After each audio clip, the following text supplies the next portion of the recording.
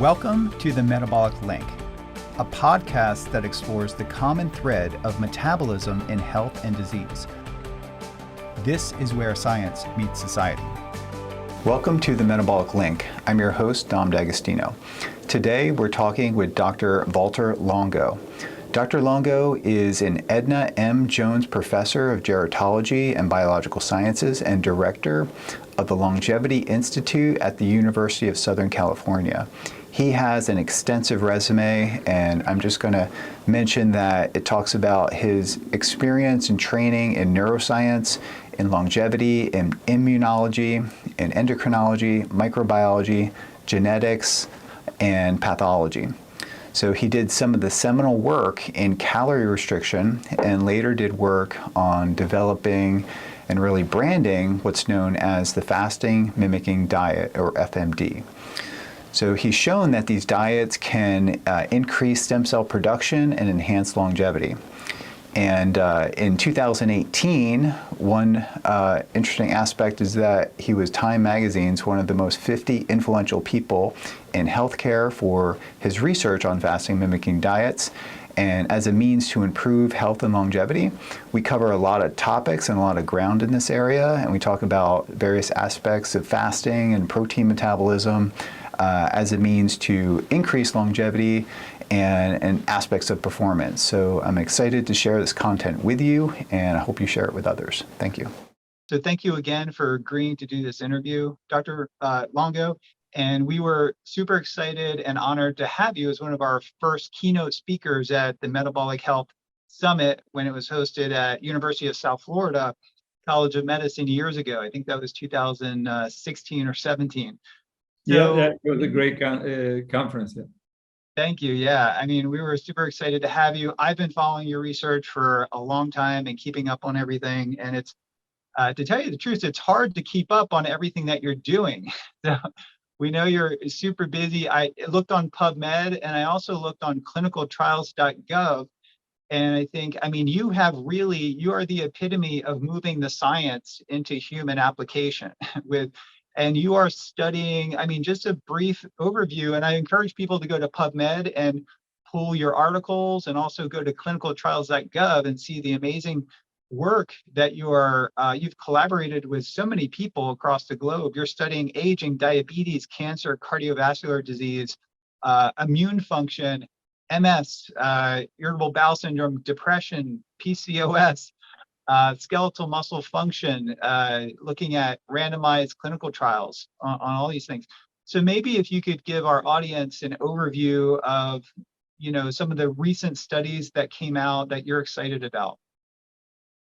Yes. So, I mean, one that we're very excited about is the work that came out of Heidelberg.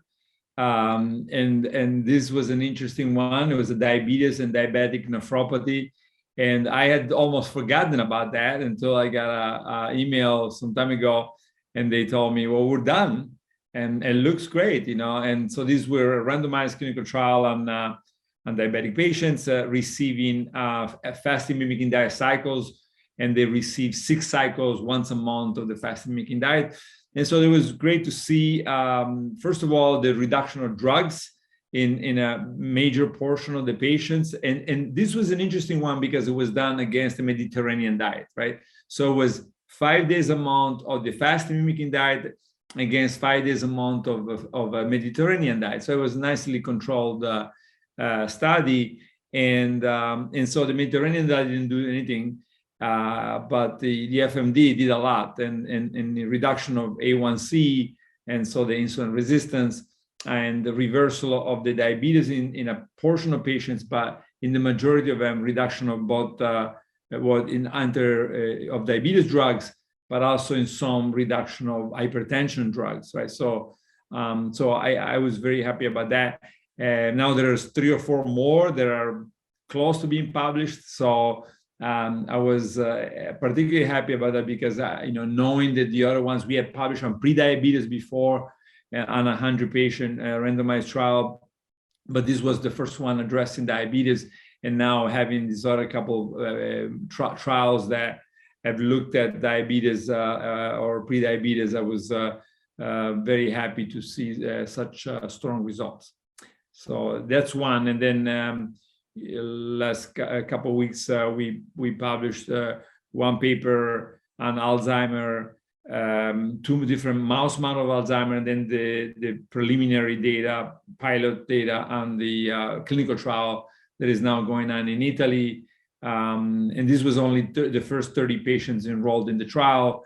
But since it's such old population, we were actually very happy to see that 80-year-olds could complete one cycle a month of the FMD for a year, which we didn't actually think that we would get pretty good compliance. I mean, some people dropped out, but still the majority of people seem to be on their way to be able to finish it.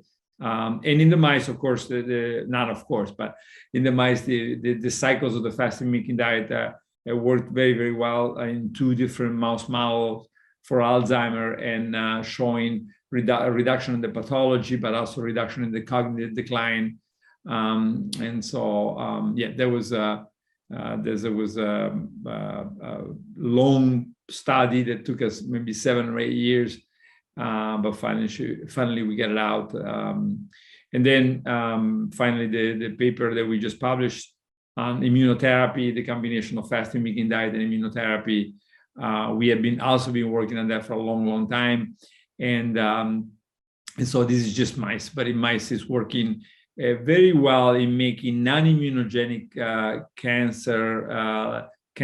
immunogenic, or at least some of the non-immunogenic cancers immunogenic. So that's of course very promising in at least initiating clinical trials, so that we can see if we get similar effects in people. Yeah, I'm super interested in the cancer work and have a lot of questions about that. So maybe just one question before we go on to kind of like another topic. So with the fasting mimicking diet, then are you seeing that implementation of the fasting mimicking diet augments the immune system in a way that makes the immune system more vigilant, I guess would be a term, to identify cancer cells, or to sort of augment cancer-based immune system? Or does it augment different therapies that are immune-based therapies that are used for cancer, or both, maybe, if that makes sense? Yeah. I mean, we had published on the enhanced function of the immune system, and this was close to 10 years ago. But here, I think what we're seeing is the cancer being heavily damaged by the combination of by the fasting mimicking diet, and now the immune system being made more aggressive in the case of immunotherapy.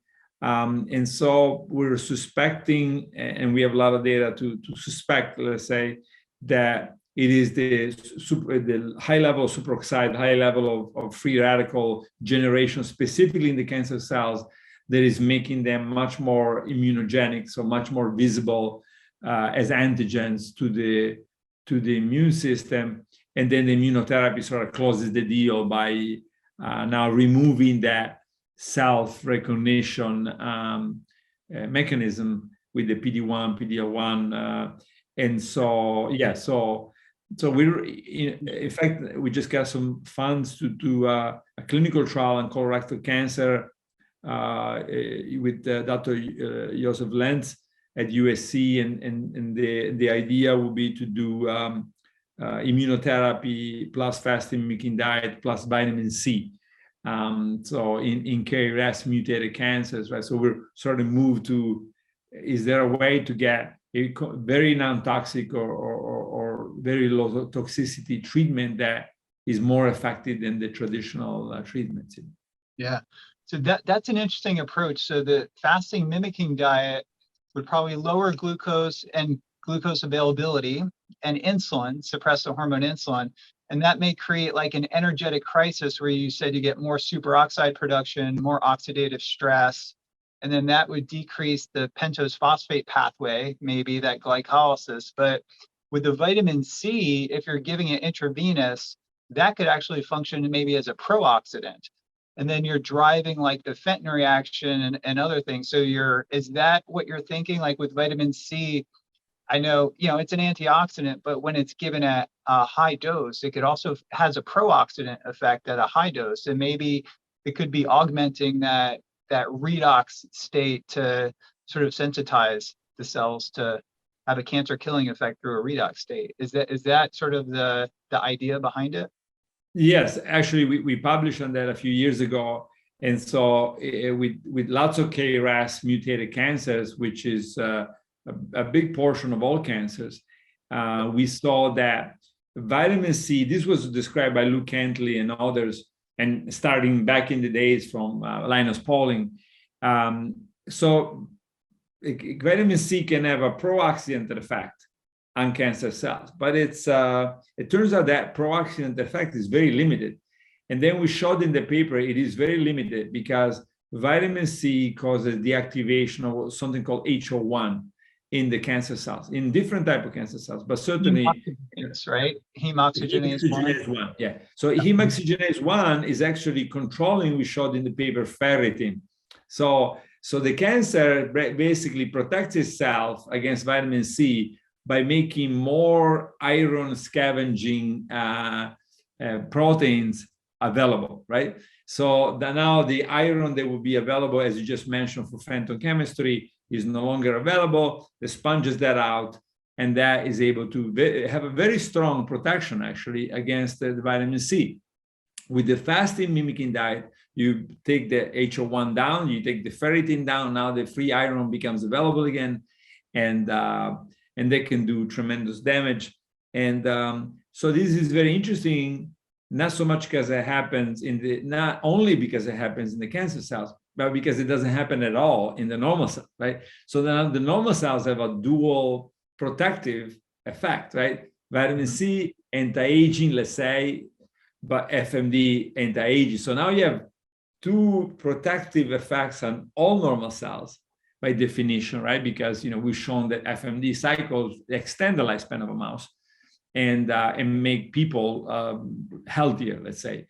And vitamin C, you could argue it could be between neutral and positive effects, right? So now lifelong, right? So people take it every day for the entire, Linus Pauling took 7 grams a day and that died in the 90s, right?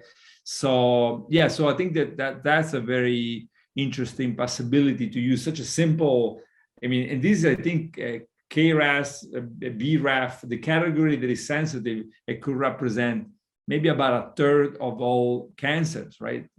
So that's remarkable. If just to think about the possibility that such a simple intervention could replace chemo or even more effective therapies.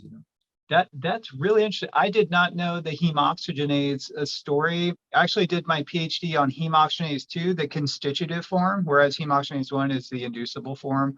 But I'm also aware of, vitamin C also uses the same transporter as glucose.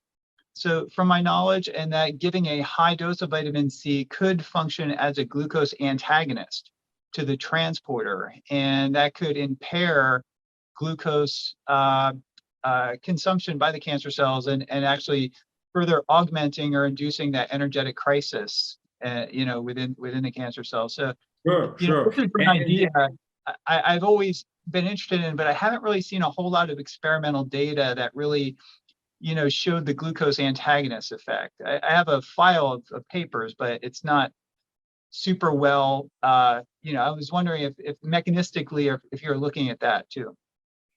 We haven't looked specifically, but that would make sense if it also.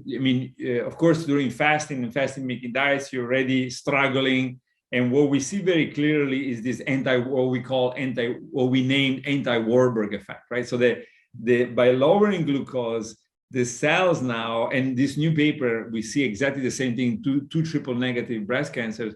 The cells now go back to the mitochondria, either beta oxidation or utilizing more of the mitochondrial respiration for energy.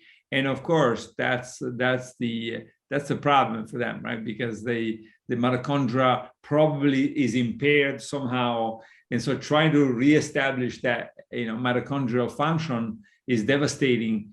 And because they've already genetically rewired to be glycolytic. So now if they have to, it's impossible to go back. You can have gain mutations to, or maybe even epigenetic changes, but it certainly seems that they're not able to switch back to the previous states, and therefore lots of superoxide, lots of hydroxyl radical, lots of DNA damage. And that's why when you compare, you see, the treatment alone, very low DNA damage. Let's say when we do it with FMD alone, not so much DNA damage, then the chemotherapy alone, and then you see the combination, and then the DNA damage goes sky high. So so it does so only in the cancer cells. So that's I think the most important part is differential stress sensitization. Yeah. Well, I know you've done a lot of the work, seminal work even, on caloric restriction, on the effects of caloric restriction, kind of mechanistically looking at different pathways. There's discussion. I hear people talk about, it's all about calorie restriction. So is a fasting mimicking diet, are the benefits to fasting mimicking diet, the outcomes that you're looking at, completely dependent upon producing a calorie deficit? And could, the fasting mimicking diet could be more of an optimal way to produce that caloric deficit? Or are there advantages above and beyond the intermittent calorie restriction that you're giving? So, I mean, I guess it's stated another way, if you create I understood it. Calorie restriction. Yeah. So I would like to hear. And I mean, you work on the ketogenic diet, right? So that's your answer right there, right? So no, it does not have to be. It does not have to be calorie restricted, but calorie restriction certainly is a big component, right? So I think that in the ketogenic diet, I think what we see, and I've been reviewing lots of papers in the field of cancer, especially ketogenic diet. You see it go both ways, right? Sometimes the cancer loves the fat and the ketone bodies, and sometimes the cancer is killed by the ketone bodies. And so I think that the calorie restriction or very low calorie is now making it much more difficult for the cancer to adapt, because there is nothing to adapt. There's just not enough amino acids, not enough sugar, etc., not enough growth factors to carry out that growth, right? So so it's part calorie restriction, but it's part also the low amino acids, certain amino acids, and the low sugar, then theoretically, and we've done that, right? You could keep let's say calories normal, you just decrease the protein level, and that's enough already to slow down different type of cancer. Some cancers don't care at all, right? Same as the ketogenic diet. If you lower protein, some cancers grow just as fast, but some cancers, you completely change their growth rate. Then we know very well that it's not just about calorie, it's both about calorie and content, and that's where the fasting mimicking properties come in. So you want to have, even though the fats are relatively high, they're still placing the cancer cells in a situation where there's just not enough to grow, or if they attempt to grow, they get in a worse and worse situation, just because eventually they're going to run out of all the building blocks to move forward. Yeah, I do want to touch on the protein aspect too, because I mean that has been a kind of a big issue in the ketogenic diet world, that the protein was too low with kids and it would stunt their growth. But before I get into that, so you published a paper, Fasting Mimicking Diet and Markers or Risk Factors for Aging, Diabetes, Cancer, and Cardiovascular Disease. And so I would like to know, like, what are the top, in regards to biomarkers that you track in the clinical trials? Well, I have kind of two questions about the clinical trials. Are you controlling for calories in that when you compare between different diets? You described the fasting mimicking diet versus the Mediterranean diet. And I was wondering if calories are controlled for on the two, or a factor in looking at the outcomes.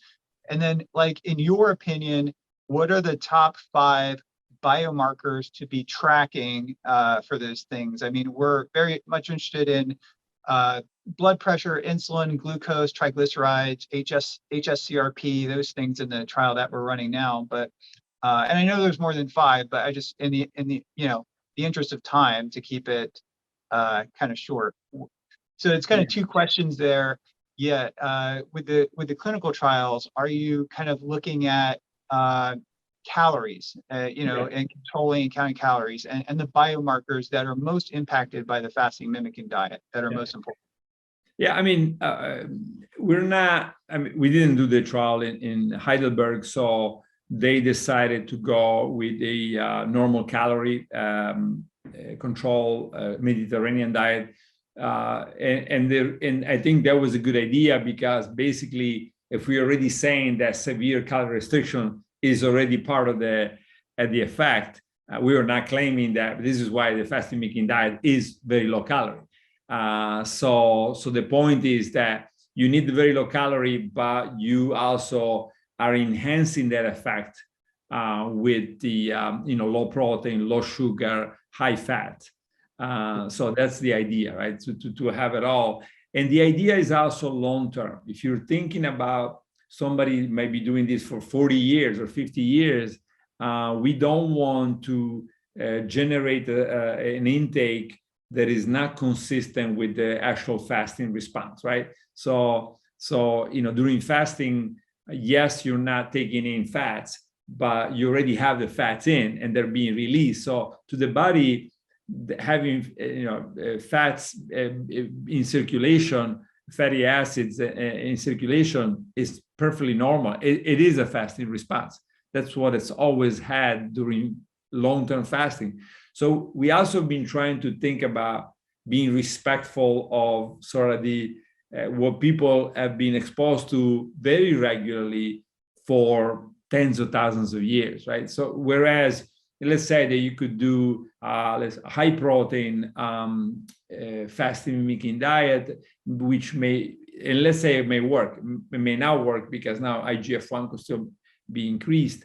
But let's say that it worked, we will still be concerned that in the long run, now you have high protein and very low calorie. What happens if you do this for 100 cycles, right? So yeah, and there was some issues, I think, with some old studies with these high protein fast diets that cause some damage to patients. And so yeah, so that's the type of things that I'll be worried about.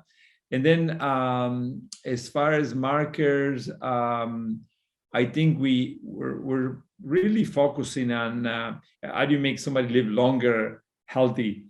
And so to us, it's not about one marker or the other, but is, in fact, soon enough, we're going to publish about biological age.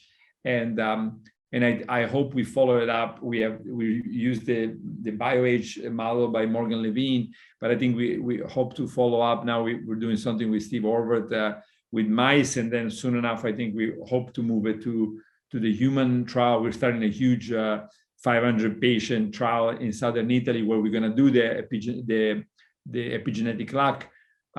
So yeah, we're looking at everything, and of course cholesterol and blood pressure and fasting and A1C and all of that is in there. But then again, sometimes I remember when we first published the 2017 paper, people say, well, it didn't really reduce this or that. And we said, it shouldn't reduce this or that because most of these markers were normal, right? So we have shown that it didn't reduce glycemia in people that had normal glycemia. It didn't reduce blood pressure in people that had normal blood pressure. And we thought it shouldn't, right? So we were interested in it was interesting, the criticism, because that's probably an underestimated issue, which is if somebody has the normal range fasting glucose, you don't necessarily want to drive it down too much because now you're entering maybe another danger zone that may be as bad as the hypertension.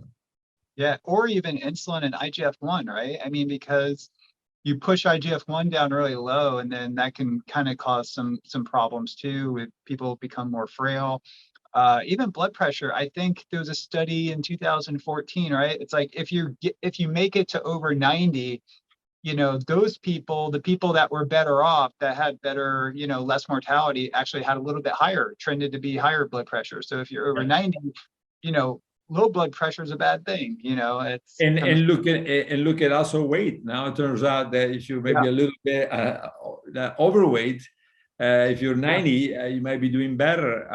So I think it's I think very important to start thinking about healthy longevity and how do you get there. But also, of course, what about the short-term effects? Somebody might want to have certain performance-related effects, and I understand that. So then there's got to be some compromise between somebody wants to have a lot of muscle and is not so worried about getting to 110. Then I think it's okay probably to do some changes that you might not want to do. And somebody says, no, first of all, I'm worried about living very long.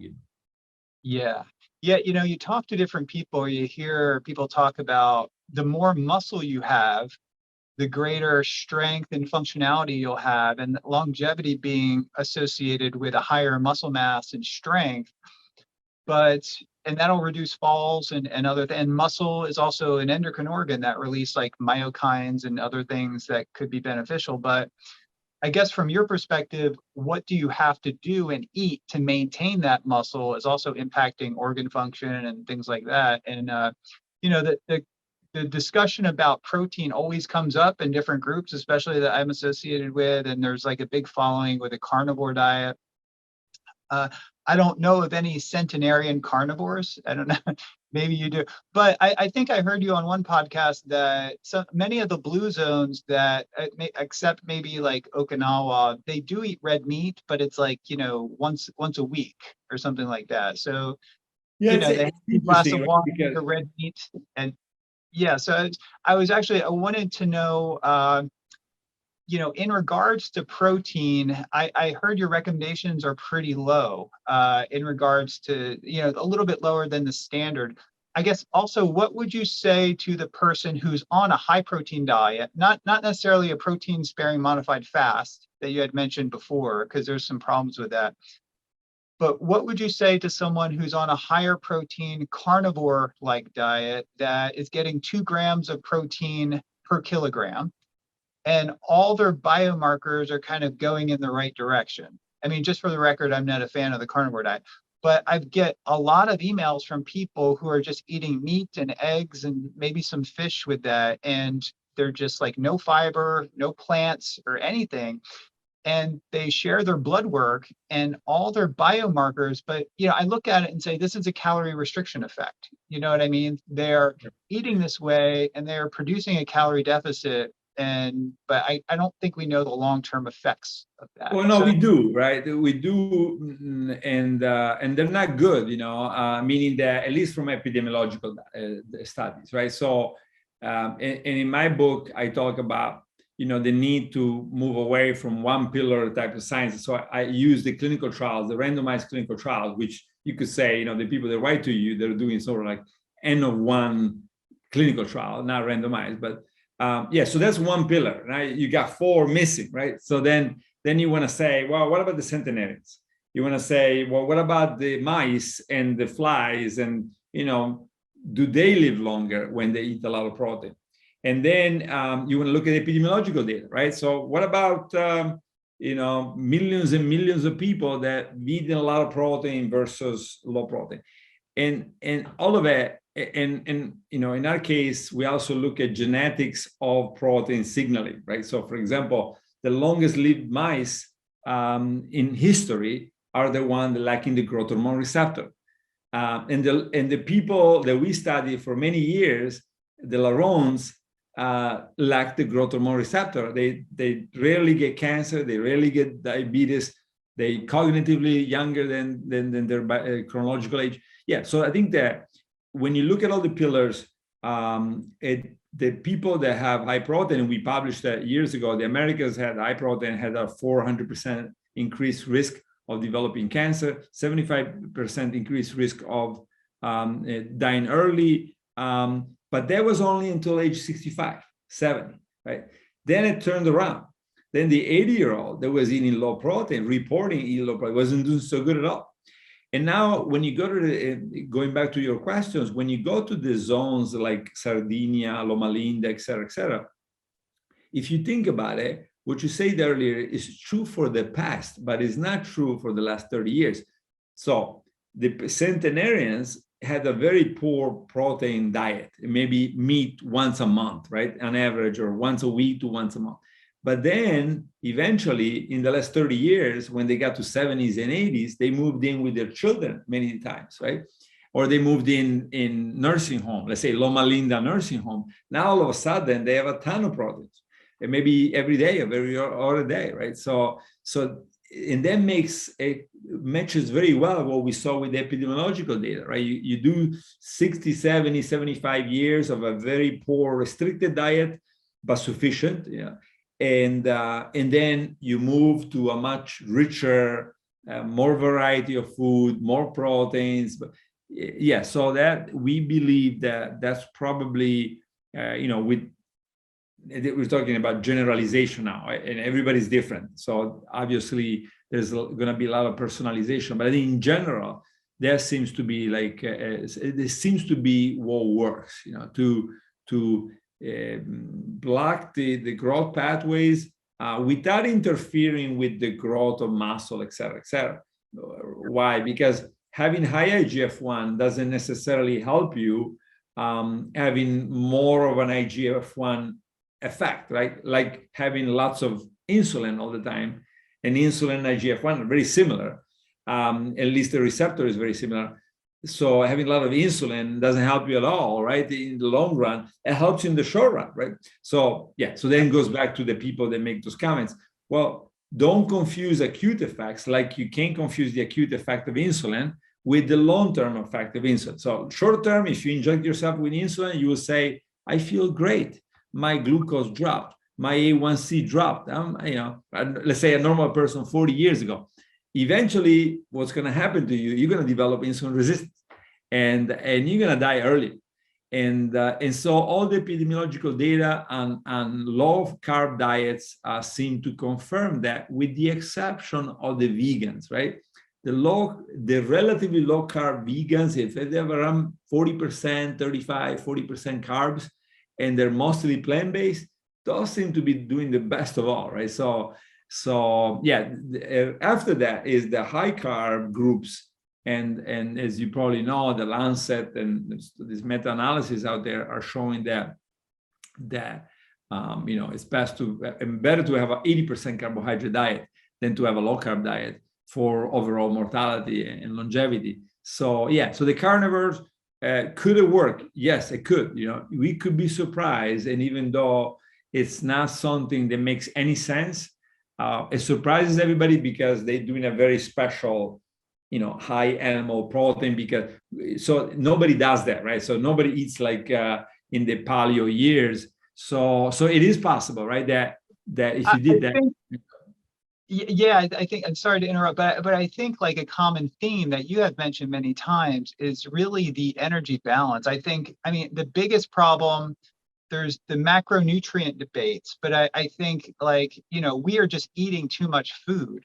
And if all you eat is meat, you inadvertently create a calorie deficit. And, I've seen the insulin levels of these people just eating in a meat-only diet, and their insulin is like 2 or 3, and their IGF-1's low, even though they're eating 2 grams plus of protein per kilogram. And it's because they've created a calorie deficit. And I think because they're not overeating. So I think that's right. No, they're undereating. Most of the times when you do that, you can't eat meat all the time, so you start eating less. Right? Yeah. So absolutely. But my point was, we don't know, right? We could get surprised, right? And so it's like really a gamble. It's like going to Vegas with your life, right? And it could work, but most likely you're going to come out of Vegas losing, right? So yeah, so that's the likely scenario, that they're going to lose out of this, but they could surprise us all. And sometimes people go to Vegas and come out with a lot of money. So yeah, everything is possible. A subset of them, but I think what we can agree on is that creating a calorie deficit, even periodically, is the way to go. And the optimal way to do that is probably with a fasting mimicking diet, because you don't necessarily tell people what to eat. You just give them a prescription within a predetermined time frame, and it's pretty easy to implement.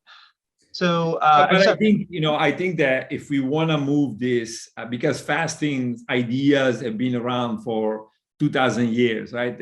And they have basically, up to maybe 20 years ago, they had very little role in medicine. Now, all of a sudden, the New England, and they're starting to write articles about this and lots of papers out there, and it's starting. But I think until we have more of a FDA-like, very careful, lots of trials, lots of, composition that are exactly, so recently we approached the FDA for the cancer, using the fasting-mimicking diet for hormone therapy in combination with hormone therapy for cancer treatment. And the FDA, in the initial discussions, was basically saying, you're going to have to make this much simpler, much more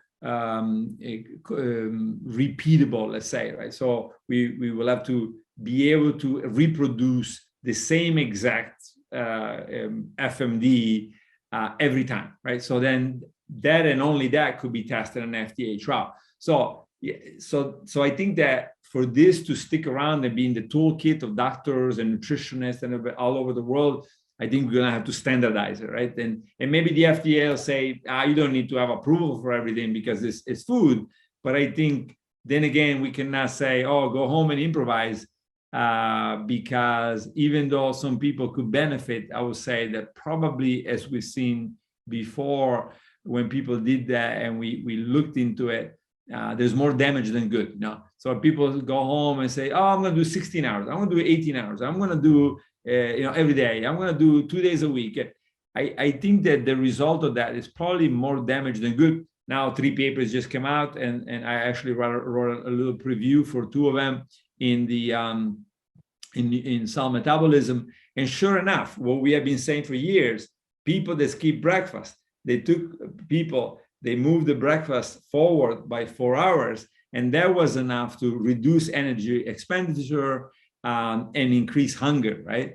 And so now think of all the people that do 16 hours and skip breakfast. Now, that could be still beneficial, but, now compared to maybe doing 16 hours where you skip dinner, that could make a big difference, right? So I'm saying that standardization and also lots of trials and making sure that people follow what's been very well tested is going to be the way in the future that this could make a big difference on people.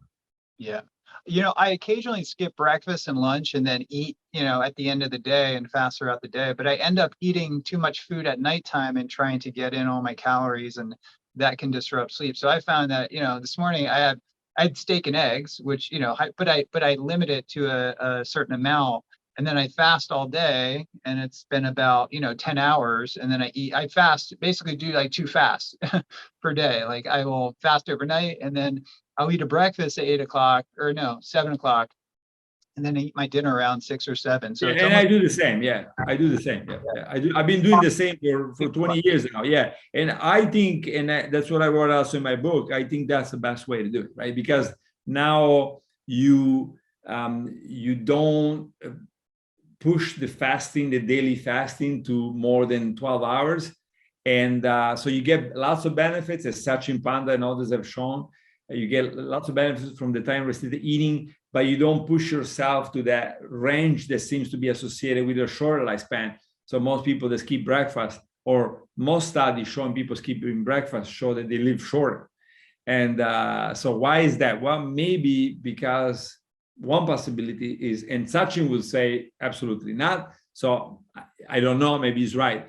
But it may be that 16 hours, if you do it for 30 years or 40 years, is causing problems, right? And cardiovascular problem could be one of the ones that is causing, whereas the 12 hours that we see everywhere, and I always say I've never seen a negative studies on the 12-hour time restricted eating, and that's what he's showing. About 11 hours is showing to be very, very beneficial in helping people metabolically, right? So so I think this keeping lunch, having breakfast and dinner and keeping the fast, the daily fast to the nightly fast to about 12 hours. That to me seems it's very safe and seems to be very effective. Yeah. Okay.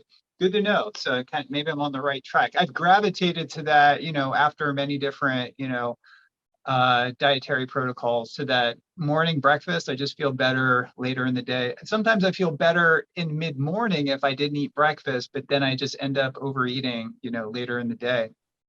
So, I'd like to get your opinion on what is the future of this approach. Like, I talked to a patient yesterday, actually one that's using fasting mimicking diets. I think maybe they're consulting with one of your dietitians. Kim is one of them, maybe, that is, and, getting great success from it. They're happy. They feel like this is the approach to go. But I'm wondering, like, what you envision the future approach would be.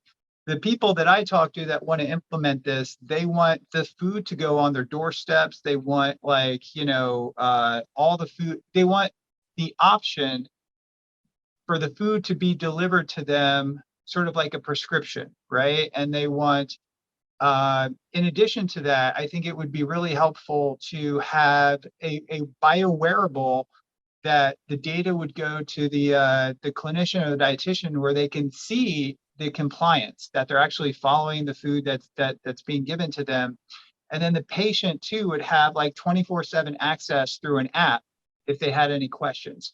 So that's really like the three things that I think would be real important. It's come out of many discussions that I've had, that patients need to have, their food right there for this to be pre-prepared, probably tailored to them in a way, or personalized, because not everybody likes to eat the same kinds of foods, but the same basic macronutrient ratios with the low protein, and they need to have that biowearable device that can show compliance. And I think that's going to be really key. And they're always going to have questions, but to have some kind of system where they can ask questions through an app.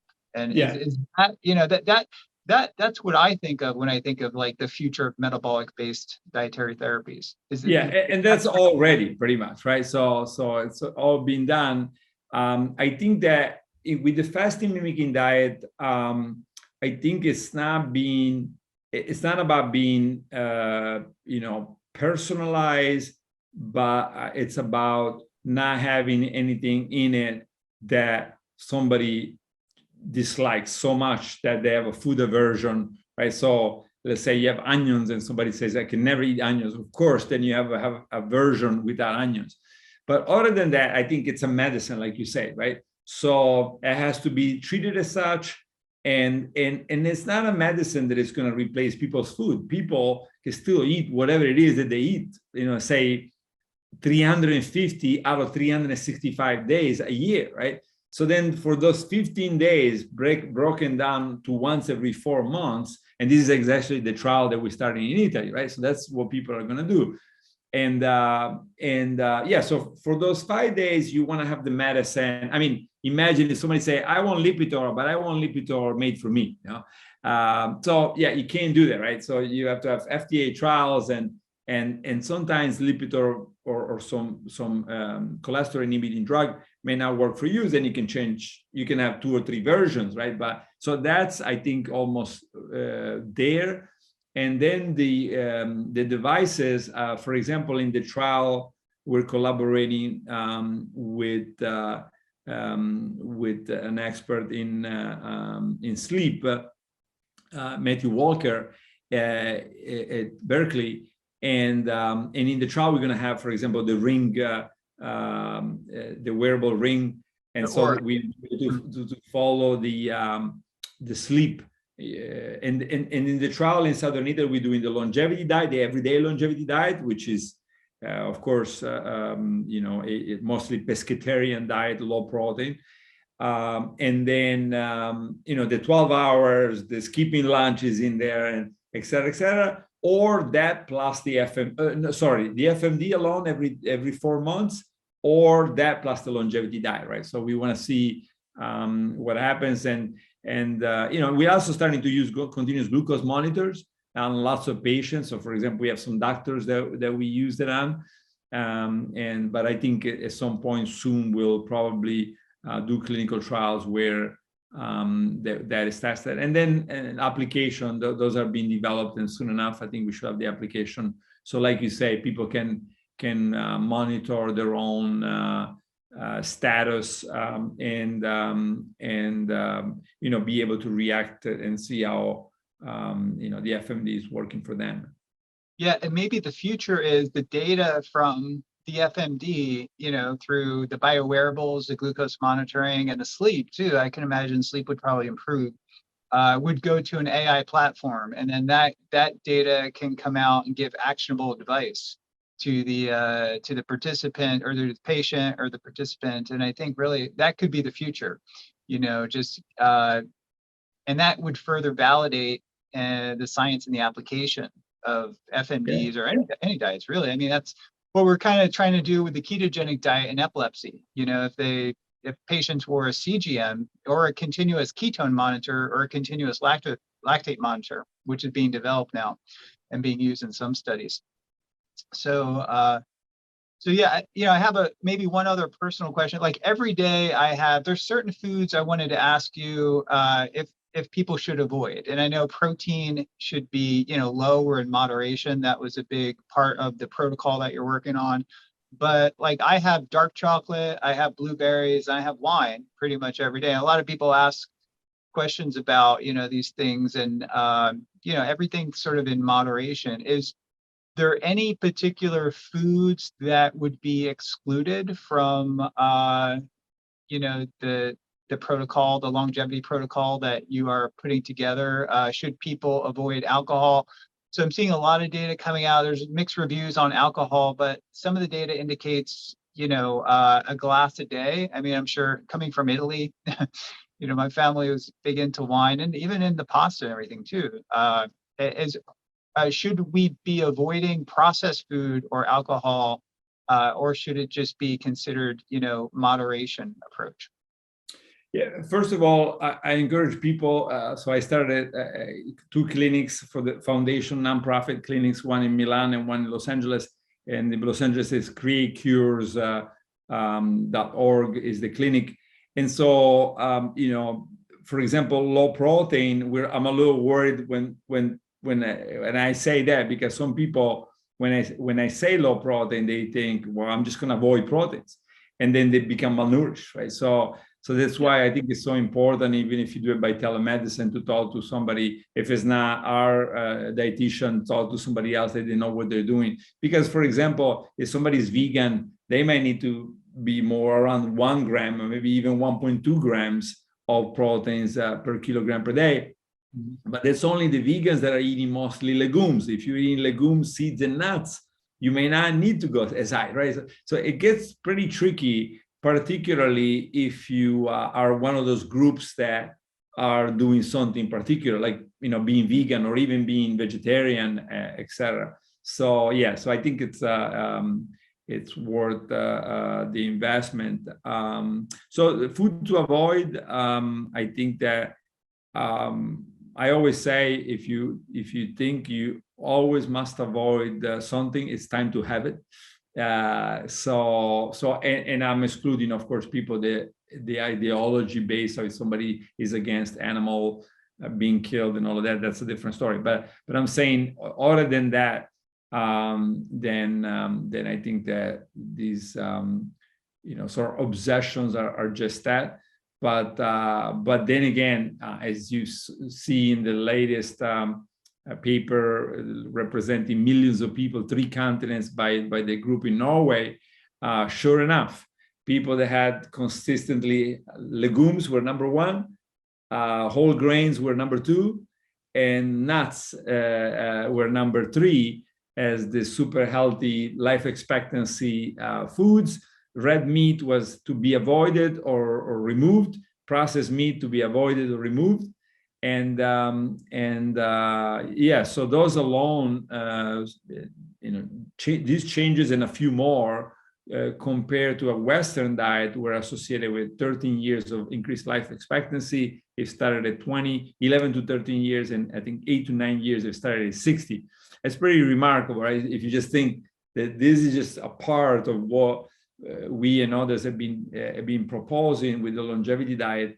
So yeah, so I think that even white meat to me should be minimized in the 20 to 65, 70 range, and animal-based products should be minimized, but it should not be excluded, because again, it's very difficult to get certain amino acids and to get all that you need from a truly vegan diet, and it takes work, and most people, I think, eventually might become malnourished. Not surprisingly, one paper I cite now is the fracture, recent paper that came out on fractures, showing the vegans had 2.5-fold increase in certain type of fractures, and overall they had an increase in fractures compared to the carnivores, right? So, but the pescatarian didn't, and the vegetarian didn't, but the vegans did, right? So so those are some of the examples that we're gonna see more and more coming up in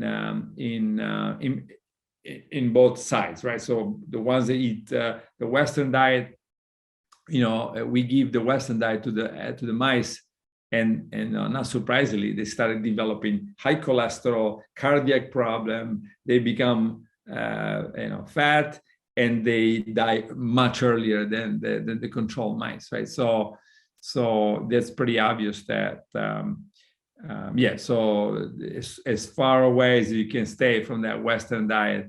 Fish. I mean, your protocol does incorporate fish a couple times a week at least, and the data on fish is very good, right? Very good, yeah, absolutely, yeah. Maybe even 3 times a week, especially if you change it, right? Then avoid the low mercury, change it around, so don't have to, because there's starting to be a lot of toxicity associated with a lot of fish, right?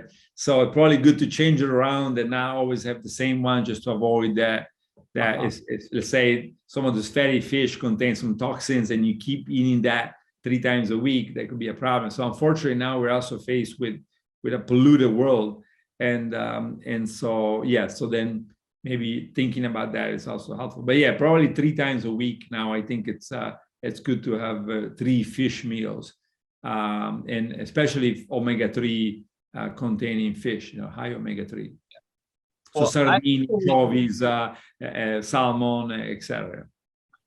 I eat a tremendous amount of fish, and I recently got my heavy metals tested. I did the hair test and the blood test, and my metals were very low, but I tend to eat a lot of sardines and mackerel, and maybe some other fish, salmon here and there. But okay, the last food I want to ask you about is eggs.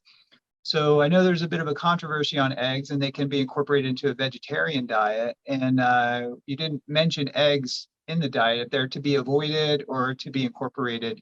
But I know fish and eggs are some of the most nutrient-dense foods that we have, high in protein, but nutrient-dense foods. So what's your thought on egg as an economical source of protein that you can have as a vegetarian? Is that incorporated into your program?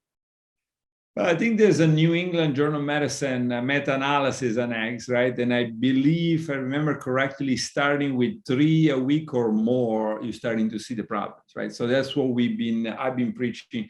Stick with 2 or 3 eggs a week, and probably the nourishment is gonna be more important than problems, because even the New England cannot see anything wrong with in those they eat 2 or 3 a week.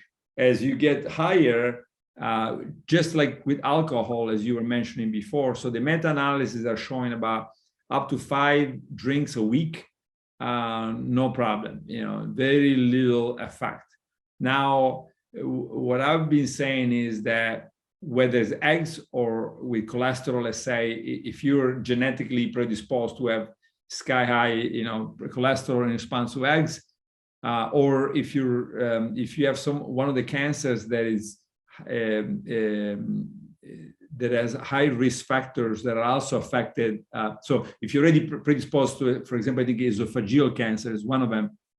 Then if alcohol is also a risk factor for that, I wouldn't combine 2 risk factors, right? So I will find out, there is not very many, but there's like 4 or 5 cancers that are clearly associated with, so high alcohol consumption increases the risk for those cancers. So if you have another risk factor that adds to that, probably not a good idea to even have a low drinking pattern. But other than that, I just don't see any reason to take out the pleasure of having these 5 glasses a week from the great majority of people, especially because the data on longevity is neutral to positive, right? So if you have to say 3 or 4 or 5 drinks a week, those people tend to live the same, if not a little bit longer than everybody else. Yeah. And so you're pro coffee too. I mean, I see a lot of the data seems to be pretty overwhelming on coffee. And it just seems like one of those things, if I had to give it up, that would be hard for me to do. I probably get about 3 to 5 cups a day, and so that's something that's incorporated into the protocol too. I think you had mentioned having coffee like for lunch instead of that's what I do. I have coffee for lunch, and coffee actually very little negative data when you're in the 1 to 2 cups. Actually, positive data is in the 3-4 cups a day for Parkinson. Some data for reducing Parkinson and reducing Alzheimer. Those that have heavy coffee drinkers, but of course you cannot recommend it because when you get to the 3, 4, 5 cups a day, a lot of people have problems. So I would say though, and I think I said this in the book, if somebody that has a lot of Alzheimer in the family, or a lot of Parkinson in the family, maybe genetic familial Parkinson, or ApoE4, let's say, in the genes allele, may not be such a bad idea to talk to a nutritionist, a dietitian, talk to the doctor and say, hey, let me try 3 cups a day of coffee and see how I respond. And if I'm okay, maybe it's a good, that, and lots of olive oil. There seems to be also a good, potential reducer of the risk of developing Alzheimer or certainly progressing with cognitive diseases. Well, that's great to hear, because it's going to be a while before I give up coffee. Well, Dr. Longo, thank you so much for sharing this, all your knowledge and your wisdom on this topic of longevity. I encourage people to check out your website, the Create Cures Foundation website. It's an awesome website. It's got a lot of information on what you're doing. Also, you've written a number of books, so I encourage everybody. I won't mention them all, but I like that you had a book on longevity begins with kids, with the bambinos. So, and I think that's like almost a low-hanging fruit. We really have to educate our youth and our kids to get off sugary drinks and to really create these habits early on to prevent, all these age-related chronic diseases from creeping up when you get older. So I commend and not just sugary drinks, because in the book we show that the Italian is, so far is only in Italian, and we're translating now into English. But we show that Italian children ate about a pound a day of high starch food, refined starch food. So pasta, bread, potatoes, fruit juices. So they a pound a day, and that was much, at least in the Italian children, we thought it was much more of a problem than the sugary drinks, of which they only drank 1 a week. So they had a sugary drink a week, but they had a pound a day of bread and pasta and fruit juices. So so sometimes the sources of the problem, and it's surprising how many parents we talk to, and they had no idea. They just thought, well, pasta. I mean, of course, what's wrong with that? And we say there's nothing wrong with that. It's just wrong when there's 100 extra calories coming from starches per day. And eventually that 100 calories, of course, in a month is 3,000 calories, right? And so eventually it goes very quickly. And now you have an obese child, and in Italy for overweight children, it has surpassed the United States, right? So not obesity, but overweight, especially in the South. So very interesting, right? So how sometimes the source of the problem is not what we think it is.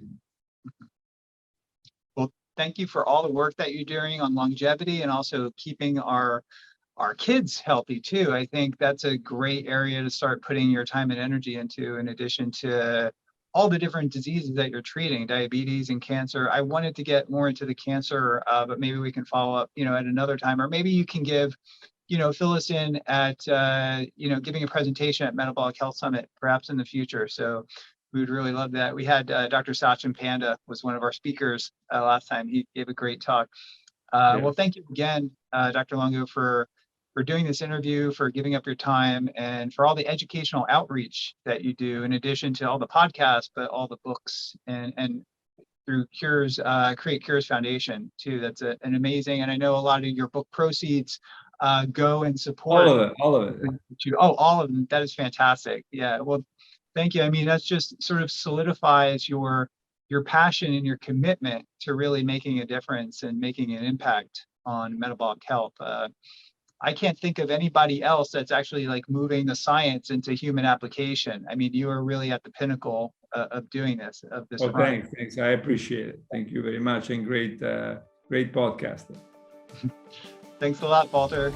Thanks for tuning in to this episode of the Metabolic Link. If you've enjoyed this podcast, please share it with others, leave a comment, leave a review, and also follow us on social media at Metabolic Health Summit. We look forward to seeing you next time. Thank you.